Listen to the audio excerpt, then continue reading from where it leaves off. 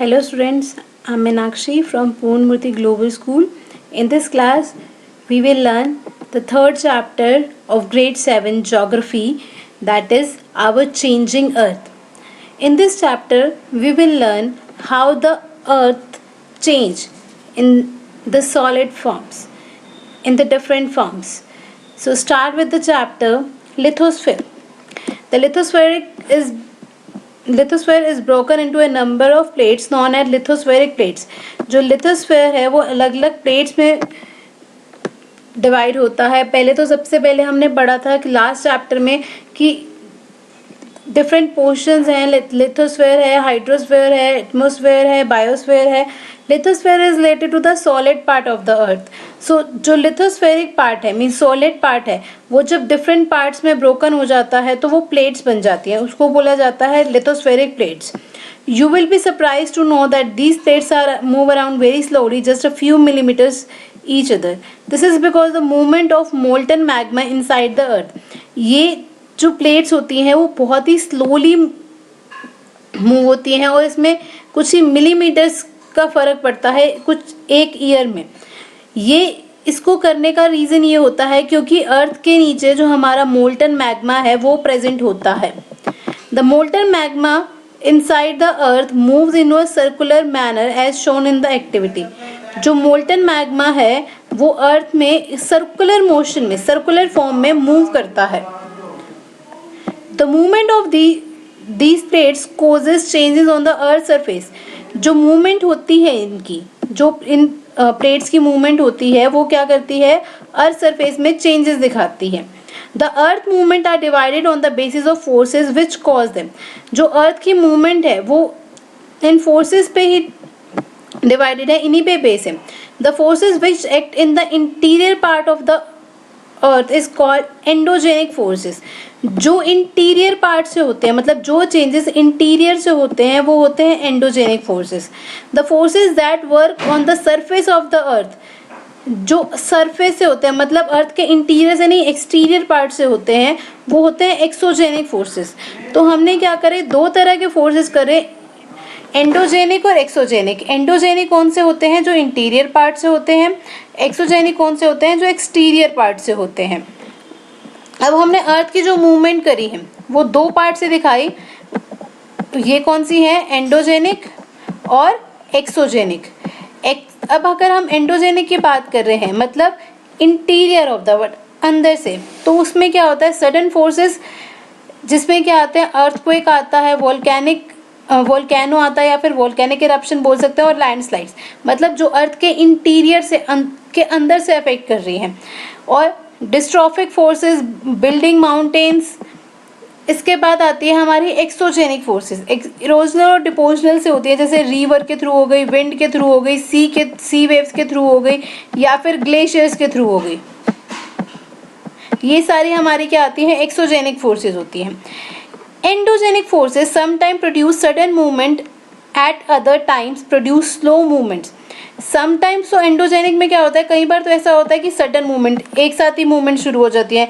कई बार ऐसा होता है कि बहुत ही स्लोली मूवमेंट होती है. Sudden movements like earthquake volcano causes mass destruction over the surface of the अर्थ. जब भी सडन मूवमेंट होती हैं जैसे अर्थक्वेक होता है या फिर वोल्केनो होती है तो उस टाइम पे हम क्या बोलते हैं कि ये क्या करती है एक बड़ा डिस्ट्रक्शन तबाही कर देती हैं. Volcano is a vent opening in the earth crust through which molten materials erupt suddenly. Volcano क्या है कि जो अर्थ की वेंट है वो ओपन हो जाती है as you see here. ये क्या है ओपन हो रहा है ये एरिया जिससे क्या होता है मोल्टन मैग्मा जो यहाँ पे मैग्मा प्रेजेंट है जो लावा प्रेजेंट है वो क्या निकल के बाहर आ जाता है. So a volcano is a vent opening in the earth crust. अर्थ की जो क्रस्ट लेयर है ये जो अर्थ की क्रस्ट लेयर है यहाँ से क्या होती है मैग्मा ऊपर जाता है और जो लेयर है ये ओपन हो जाती है जिससे ये मटेरियल इरप्ट होके बाहर आ जाता है. Similarly when the lithosphere plates move on the surface earth vibrate.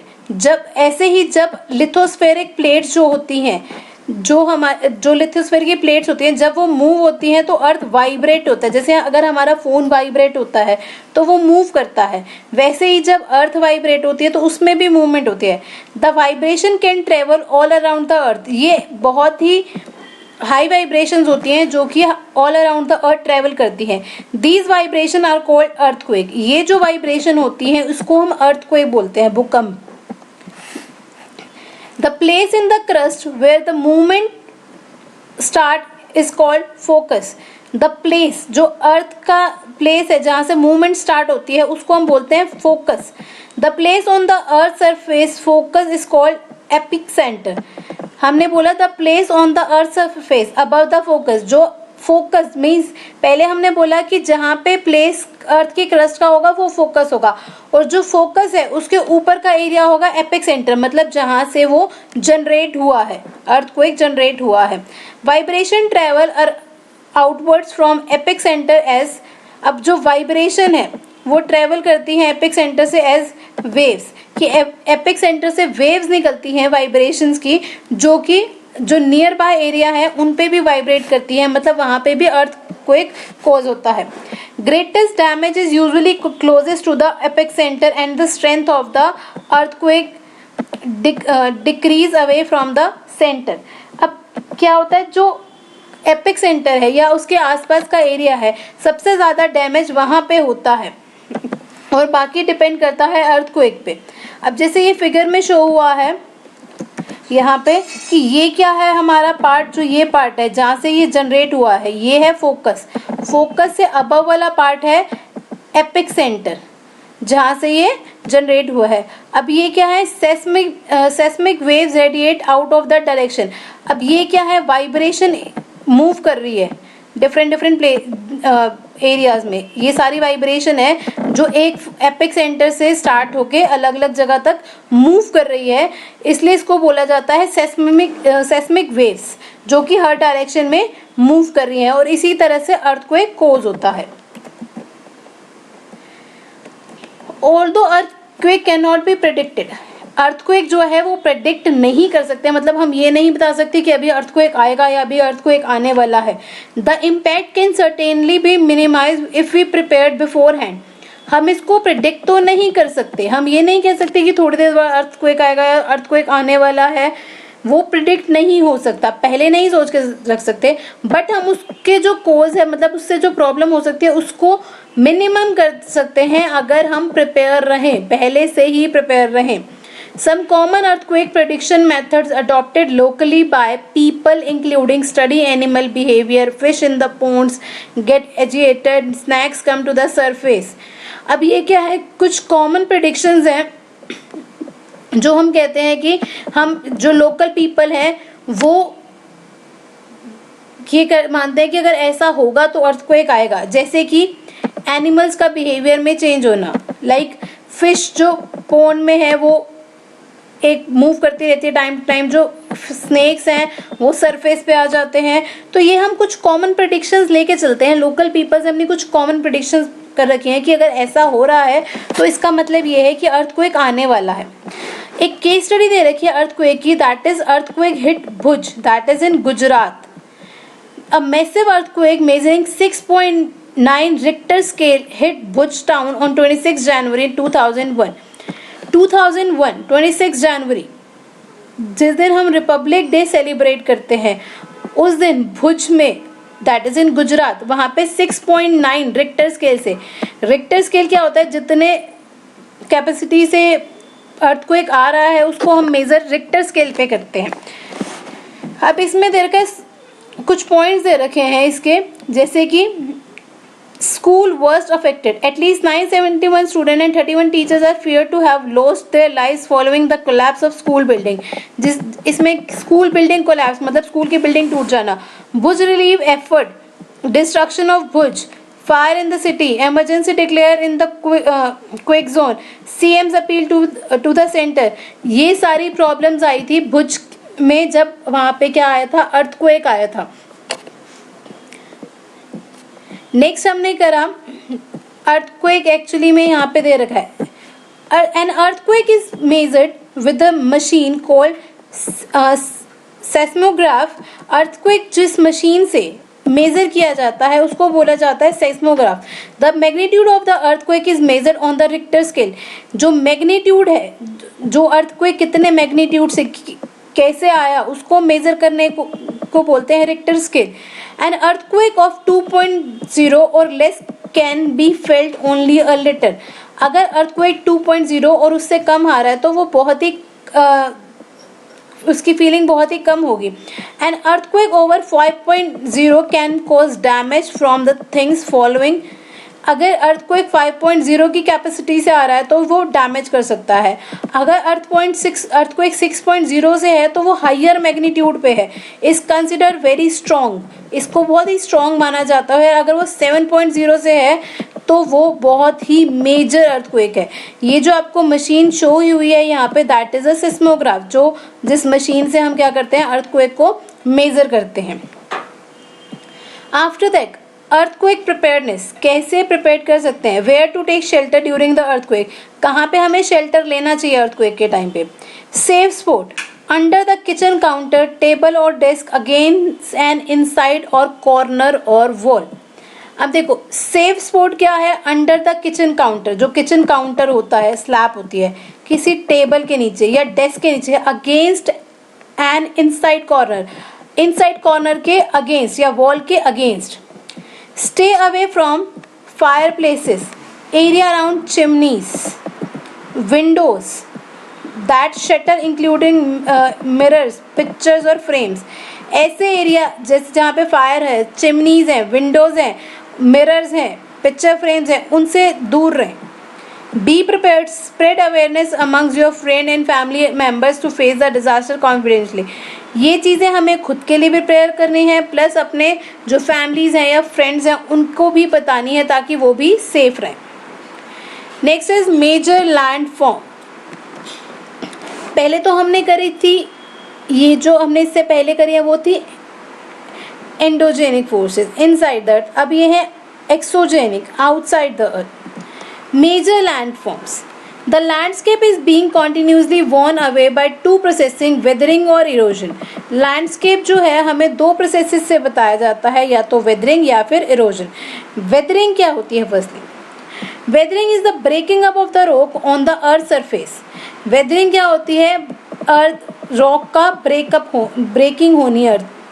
Erosion is wearing away of the landscape by different agents like water, wind और ice.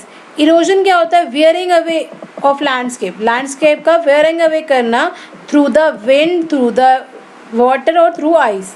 The eroded material is carried away or transported by water. जो eroded material है या तो उसको carry किया जाता है या फिर ट्रांसपोर्ट किया जाता है वाटर से, विंड से, eventually deposited. This process of erosion and deposition create different landform on the earth surface, जिसकी वजह से डिफरेंट लैंडफॉर्म्स बनते हैं अर्थ सरफेस पे। There are thousand of small waterfalls in the world. The highest waterfall is the Angel Falls. जो highest waterfall है वो कौन सी है? एंजल फॉल है, जो कहाँ पे है? वेनेजुला में है, साउथ अमेरिका में। The other waterfall is are Niagara Falls which is located on the border of Canada and USA in North America, and Victoria Falls on the border of Zambia and Zimbabwe in Africa. तो हमें यहाँ पे 3 waterfalls बता रखे हैं, that is Angel Falls, Niagara Falls and Victoria Falls. Now the work of a river. River का क्या work होता है? The running water in the river eroded by the landscape when the river tumbles at steep angle over very hard rock or down steep valley side it forms a waterfall. अब इसमें जैसे इसमें दे रखा है, basically हम इसको क्या बोलते हैं, जो रिवर है अगर वो क्या कर लेती है, एक टम्बल कर लेती है स्टीप एंगल से और डाउनवर्ड चली जाती है तो वो एक लैंडफॉर्म बना देती है जब वो हार्ड रॉक के थ्रू होती है। जैसे कि ये एक हार्ड रॉक दे रखी है तो उसने क्या करा, softer rock under cut by the power of water. Hard rock में जो बीच में जो सॉफ्ट रॉक थी वो कट गई वाटर के थ्रू और ये क्या बन गया, वाटरफॉल बन गया। As the river enter in the plain, it twist and turn forming large bends known as meanders. अब जो rivers हैं वो क्या करती हैं, जब वो प्लेन एरिया में एंटर करती हैं तो वो कुछ ट्विस्ट लेती हैं, कुछ टर्न्स लेती हैं, जिसको क्या बोला जाता है, meanders. लाइक ये जो ट्विस्ट ले रही हैं डिफरेंट एरियाज में, इसको बोला जाता है meander.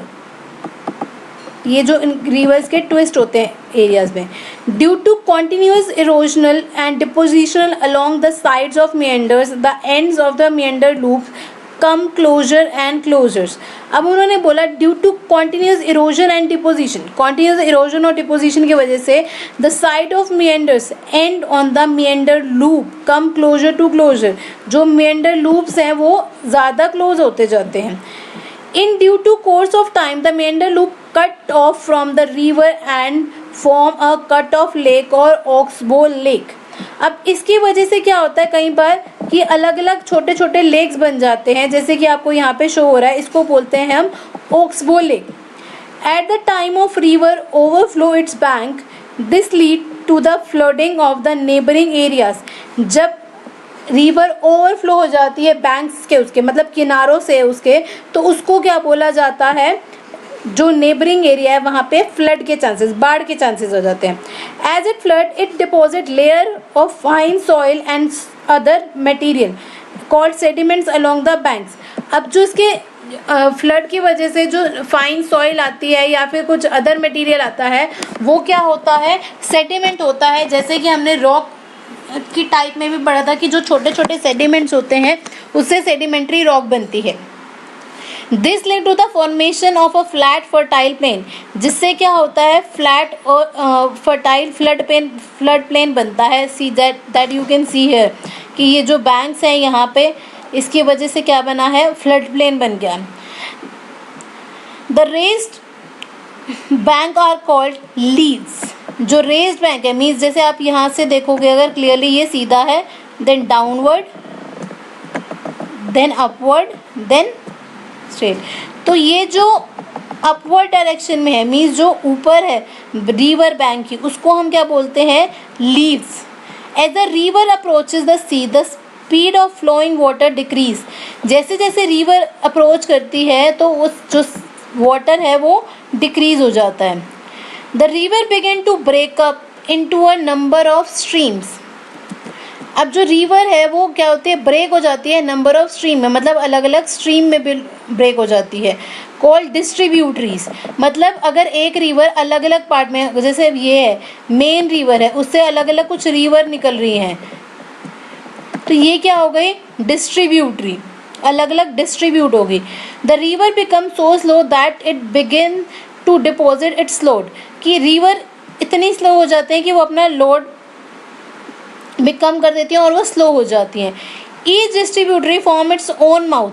अब हर डिस्ट्रीब्यूटरी अलग अलग माउथ से बनती है और अपना अलग अलग माउथ भी क्रिएट करती हैं. The collection of sediments from all the delta mouth form a delta. अब जो भी सेडिमेंट कलेक्ट होते हैं इनसे, उसको बोला जाता है डेल्टा. ये नेक्स्ट आता है work of C.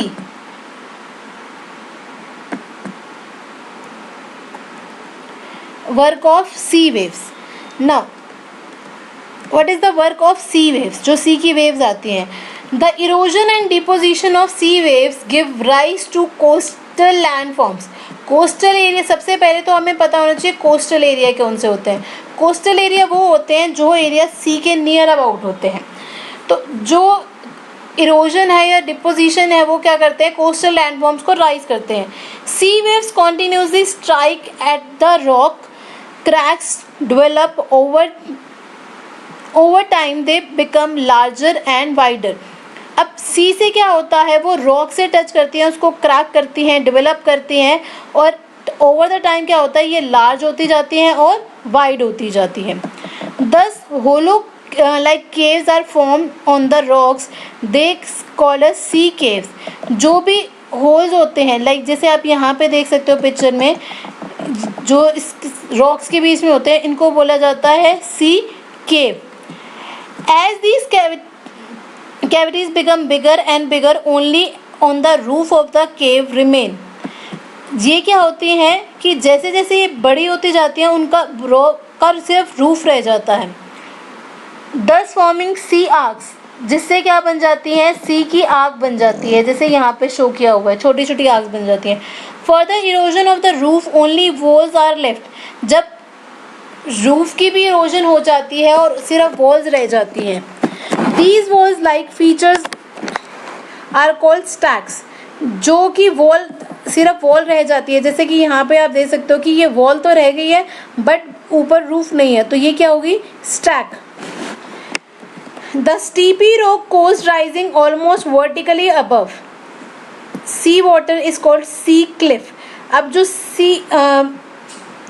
steep rocky coast है, मीन्स जो steep एरिया रह गया है वो अगर वर्टिकली रहे above होगा तो वो क्या होगी, sea cliff.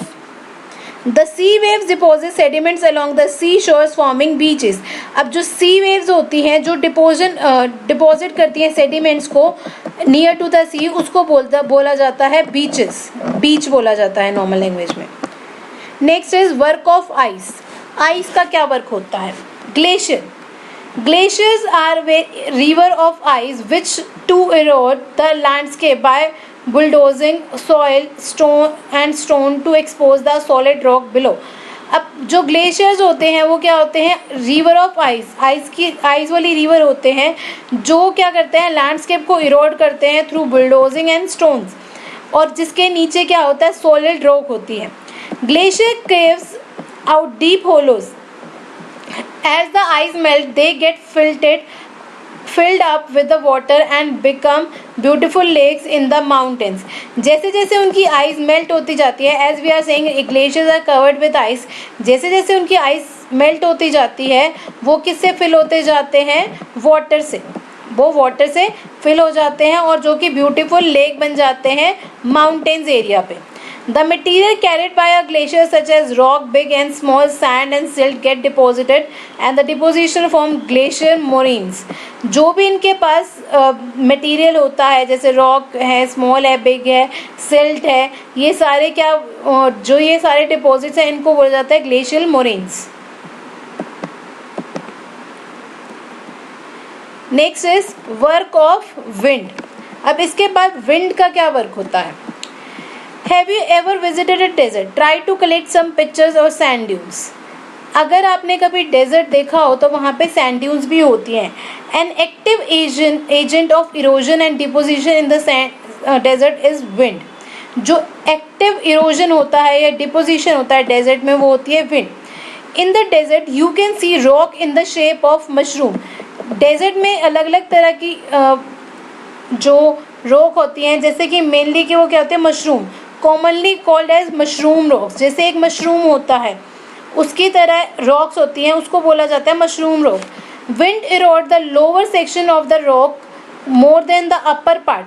जो विंड है वो इरोड होती है, वो लोअर सेक्शन पे ज़्यादा होती है देन द अपर पार्ट, मतलब लोअर सेक्शन पे ज़्यादा विंड आती है then the upper part. Therefore such rock have narrow base, इसलिए उनका बेस नैरो होता है और जो टॉप है वो वाइड होता है, मतलब बड़ा होता है as compare to the base. When the wind blow, it lifts the and transports sand from one place to another. जब wind blow होती है तो वो sand को एक place से दूसरे place पे ले जाती है. When it stop blowing, the sand falls and get deposited in low hills like structure. These are called sand dunes. अब इससे क्या होता है, जब वो stop होती है blow होनी, मतलब wind कम हो जाती है तो एक लो हिल, छोटी सी हिल बन जाती है जिसको क्या बोला जाता है, सैंड ड्यून्स. जैसे आप इसमें भी देख सकते हो छोटे छोटे पहाड़ जैसे लग रहे हैं, इसको बोला जाता है सैंड ड्यून्स. और ये पहाड़ होते हैं, सैंड के पहाड़ होते हैं और ये एक प्लेस से दूसरे प्लेस में मूव होते रहते हैं जैसे जैसे विंड ब्लो करती है. और टाइम टू टाइम ऐसा नहीं होता कि ये फिक्स है, अगर विंड ब्लो किसी और डायरेक्शन में हुई तो ये कहीं और बन जाएंगे. When the grains of sand are very fine and light, the wind can carry it over a long distance. अगर इनके जो ग्रेन है वो लाइट फाइन हुए, मीन्स अच्छे हुए और लाइट हुए, तो विंड उनको लॉन्ग डिस्टेंस तक भी लेके जा सकती है, मतलब ज़्यादा दूर भी लेके जा सकती है. They can carry to the long distances. When such sand is deposited in the large area, जब ये लार्ज एरिया में डिपोज करते हैं तो इसको बोलते हैं loess. Large deposit of loess is found in China. ये सबसे ज़्यादा कहाँ पे फाउंड होते हैं? चाइना में. Next is about the question answers and exercise. Question answers are simple. Plate क्यों मूव होती है? The first question is plate move due to the molten magma. Exogenic forces और एंडोजेनिक फोर्सेज क्या होते हैं? ये आप कर चुके हैं इंटीरियर पार्ट से और एक्सटीरियर पार्ट से. इरोजन क्या होता है? That is wearing away of landscape. Flood plains कैसे फॉर्म होते हैं? Due to the overflow of bank of rivers. Sand dunes क्या होते हैं? जब विंड ब्लो होती है एक एरिया से दूसरे एरिया में. बीच कैसे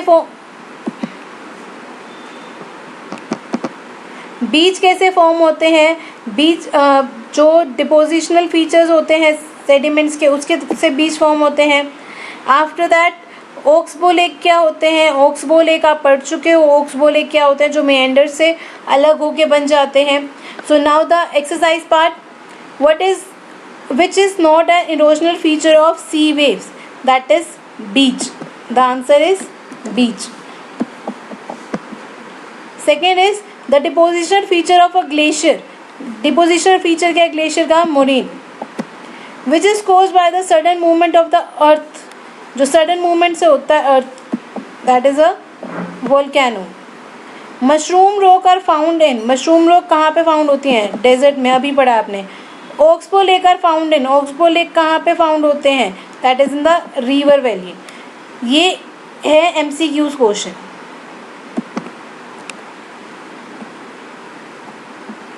next is match the following. First is glacier. Glacier river of ice. Second is meander, hard bedrock.